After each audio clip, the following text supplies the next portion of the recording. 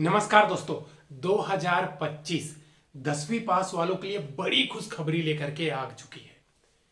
एक और नई भर्ती 10वीं पास वालों के लिए पोस्ट ऑफिस के अंतर्गत जीडीएस यानी कि ग्रामीण डाक सेवक की साइकिल 7 की नई भर्ती 2025 को लेकर के एक बड़ी खुशखबरी आ चुकी है दोस्तों। आज मैं कंप्लीट डिटेल्स बताने वाला हूं। ये जो जीडीएस की भर्ती है, पोस्ट कितना रहने वाली है, अप्लाई कब से होने वाली है, और इस बार जो योग्यता है क्या वो 12वीं पास हो चुकी है? क्योंकि कुछ समय पहले पेपर आउट न्यूज भी आया था कि 12वीं पास योग्यता होने वाली है। साथ ही साथ क्या इस बार एग्जाम होगा या फिर 10th के परसेंट में ही मेरिट के आधार पर चयन होगा, सारा कुछ इस वीडियो में अंत तक बने रहिएगा। A to Z complete details बताने वाला हूं। साथ ही साथ कौन सा सर्कल है जहां पे अगर आपका 10वीं में कम परसेंट है तो आप जरूर वहां से अप्लाई करें। सब कुछ वीडियो में अंत तक बने रहिएगा। चैनल को सब्सक्राइब नहीं कर लीजिए डेली नई नई अपडेट के लिए। देखिए दोस्तों, ये जो मैं भर्ती बताने वाला हूं ना, पोस्ट ऑफिस के अंतर्गत जीडीएस यानी कि ग्रामीण डाक सेवक की साइकिल 7 की जो भर्ती है ना, उसी के बारे में बताने वाला हूं। साइकिल 6 जो है वो दिसंबर के बाद खत्म हो चुकी है उसकी प्रक्रिया। अभी जो डीवी वगैरह का काम चल रहा है वो भी कंप्लीट हो जाएगा। ठीक है, अब इसके बाद साइकिल 7 आ रही है आप सभी 10वीं पास वालों के लिए। देखिए, अगर हम पोस्ट की बात करते हैं तो 35,000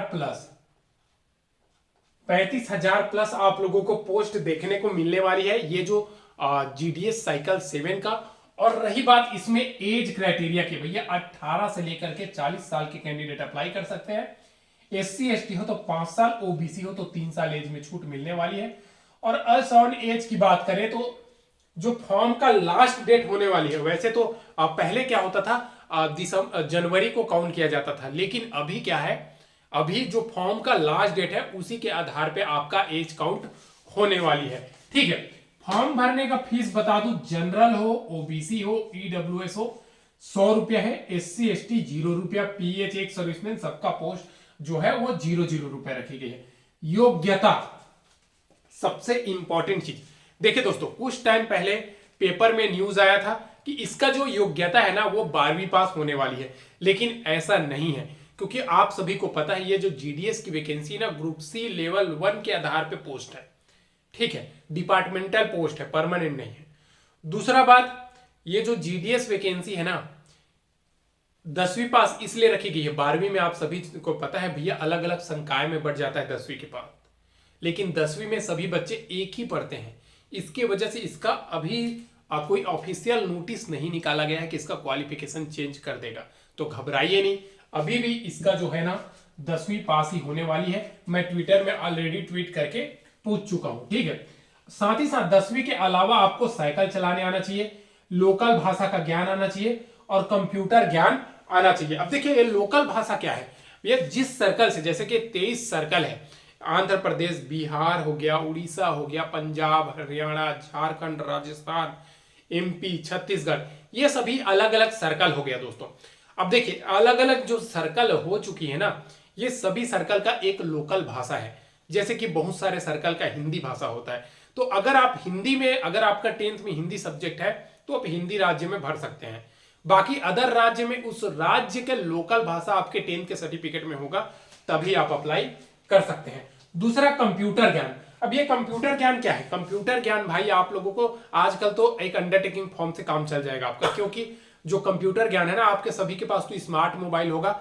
स्मार्ट मोबाइल मतलब कंप्यूटर की तरह ही काम करता है, तो घबराने की जरूरत इसका नहीं है। दूसरा, इसमें चयन प्रक्रिया कैसे होने वाली है? तो भैया किसी भी प्रकार का आपका एग्जाम नहीं होने वाली है, घबराइए मत। इसका भी ट्विटर में मैंने पूछा था कि सर बहुत सारे बच्चे हैं जिनका परसेंट 10th में कम है, जो बहुत पहले पास आउट हुए थे, उस टाइम सभी का परसेंट कम जाता था, तो क्या इसमें रिटर्न एग्जाम होना चाहिए? तो आप सभी का भी सवाल रहता है। मैंने पूछा था तो पोस्ट ऑफिस ने एक ही रिप्लाई किया था कि ये जो है ना भारत सरकार के अनुमोदन के आधार पर भर्ती की जा रही है, तो इसमें जो रिटर्न एग्जाम वगैरह नहीं होगा। साफ साफ पोस्ट ऑफिस, आप भी ट्वीट करके पूछ सकते हैं, ये रिप्लाई आता है। ठीक है, तो ये तो हो गया पोस्ट ऑफिस की। अब बता दूं इसमें पोस्ट कौन कौन सा होता है। तो पहला बीपीएन, दूसरा ABPM, तीसरा डाक सेवक, रेल डाक सेवक, सीधा सीधा बोल जाए। ठीक है, अब देखिए बीपीएम क्या होता है। सिंपल सा बीपीएम हो गया आपका branch post master, ABPM assistant branch post master. और जो रेल डाक सेवक है, ये रेलवे में जो पोस्ट ऑफिस होता है ना, वहां पे इनका पोस्टिंग होता है। ये छटनी वगैरह का काम करता है, जो रेल के माध्यम से जो चिट्ठी आती है उसको बांटने जाते हैं, तो ये रेल डाक सेवक का काम होता है। और एबीपीएम का काम होता है असिस्टेंट ब्रांच पोस्ट मास्टर का, जो चिट्ठी वगैरह जो भी एटीएम वगैरह जो भी आ रहा है ना पोस्ट ऑफिस में, वो सबको बांटना और डाक उत्पाद का वितरण करना, ये मतलब यही सब इसका काम है, टिकट वगैरह बेचना ये सब। लेकिन जो असिस्टेंट ब्रांच पोस्ट मास्टर का जो काम है ना, वो बैंकिंग से रिलेटेड है, ऑफिस का मेंटेन वगैरह करना, ये सारा कुछ काम किसके अंतर्गत आता है, बीपीएम के अंतर्गत आता है। ठीक है, और देखिए बीपीएम अगर आप बन जाते हैं ना तो अच्छा स्कोप भी है। अगर आप जीडीएस में सेलेक्ट हो जाते हैं, चाहे कोई सा भी पोस्ट में, 1 साल 2 साल 3 साल, 1 साल हो गया तो आप अपने घर के नजदीक ट्रांसफर करवा के आ सकते हैं। दूसरा चीज, अगर आपको 1 साल हो गया या 3 साल हो गया, आपके लिए भैया परमानेंट डिपार्टमेंटल वैकेंसी आए दिन पोस्ट ऑफिस के अंतर्गत एमटीएस, पोस्टमैन, मेल गार्ड की आते रहती है, उसमें अप्लाई करके आप परमानेंट वाली सीट ले सकते हो। साथ ही साथ आपके लिए वो जो आईबीपीबी बैंक है, इंडिया पोस्ट पेमेंट बैंक, उसमें आप जाकर के एग्जीक्यूटिव के पोस्ट पे चयन हो सकते हो। डिपार्टमेंटल की अलग वैकेंसी आती है हर साल। तो ऐसे बहुत सारी बेनिफिट है अगर आप चयन हो जाते हो तो।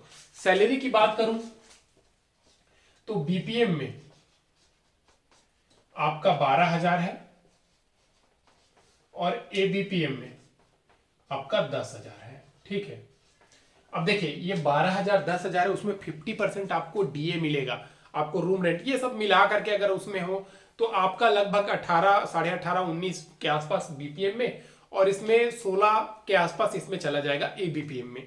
ठीक है, कुछ कुछ मिला करके। तो ऐसे आप लोगों का सैलरी ठीक ठाक है। अगर 4-5 घंटा के ड्यूटी के हिसाब से अगर देखा जाए तो ये वैकेंसी एक अच्छा मौका आप लोगों को दे रही है 10वीं पास वालों के लिए। ठीक है, तो जरूर इसमें अप्लाई करने का। अब देखिए इसमें आपका सिलेक्शन कैसे होगा, पोस्ट प्रेफरेंस कैसे करना है। तो ये जितना है पोस्ट ऑफिस का सर्कल है, ठीक है, जैसे एमपी हो गया, मध्य प्रदेश, राजस्थान, छत्तीसगढ़ हो गया, हरियाणा हो गया, ये सब। ठीक है, अब ये सभी में अलग अलग डिवीजन होता है। तो जिस भी ये डिवीजन में जितने भी पोस्ट ऑफिस है, ठीक है, ये पहले डिवीजन आएगा, डिवीजन के अंतर्गत जितने भी पोस्ट ऑफिस है, ठीक है, ये पोस्ट ऑफिस में एक डिवीजन में बहुत सारी पोस्ट ऑफिस रहती है। वहां पे जितने भी सीट है आपके कैटेगरी में, जैसे अगर आप एसटी कैंडिडेट हो तो एसटी का सीट, और साथ ही साथ जनरल का सीट, सभी सीट को आप अप्लाई करना, सिलेक्शन का चांस ज्यादा होता है। ये तो मैं बता दिया आप लोगों का पोस्ट ऑफिस का। अब सबसे हाई कट ऑफ कहां जाएगा, तो भैया हाई कट ऑफ सबसे हरियाणा राज्य जाता है, थोड़ा देख के फॉर्म फिल कीजिएगा, 100% वाला राज्य है। आंध्र प्रदेश में जाता है, ठीक है, राजस्थान में 95+ है तो ठीक है, पंजाब में जाता है, दिल्ली में जाता है। ठीक है, ये सभी जो राज्य में दिखा रहा हूं ना, ये सभी 100% कटअप वाला है। पहले बिहार में भी जा रहा था, जब से डिजी लॉकर से वेरीफाई करना स्टार्ट हुआ है, ये परसेंट वहां पे कटअप ऑलरेडी कम होते जा रही है। ठीक है, फिर भी बहुत सारे फेक रजिस्ट्रेशन हो जाता है।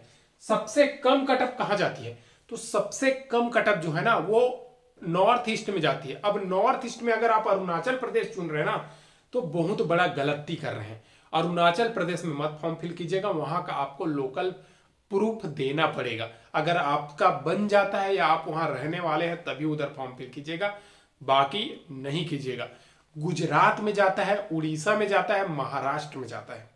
ठीक है, वैसे अगर आपका 95% है तो यूपी, बिहार, इन सभी में लास्ट लिस्ट तक आप लोगों का चयन हो जाएगा। बाकी अगर आप लोगों का जो परसेंट है वो कम है तो नॉर्थ ईस्ट बेटर है। अगर हो सकता है आपके जो लैंग्वेज है आपके सब्जेक्ट 10th में हो तो एक बार वैकेंसी आ जाएगी तो मैं और कटअप के साथ में, प्रीवियस ईयर की कटअप के साथ में आप लोगों को अपडेट दे देगा।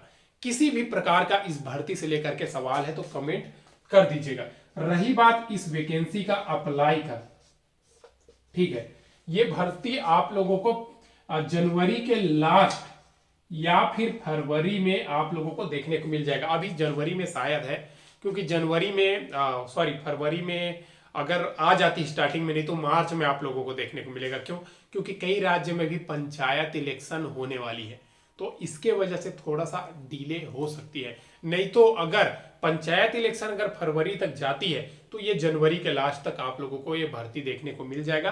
10th के परसेंट के आधार पे 4-5 घंटा के ड्यूटी के लिए एक अच्छा वैकेंसी है। आप सभी के सभी इसमें जरूर फॉर्म फिल कर दीजिएगा और ऐसे ही नई नई भर्ती की अपडेट के लिए चैनल को सब्सक्राइब कर लीजिएगा।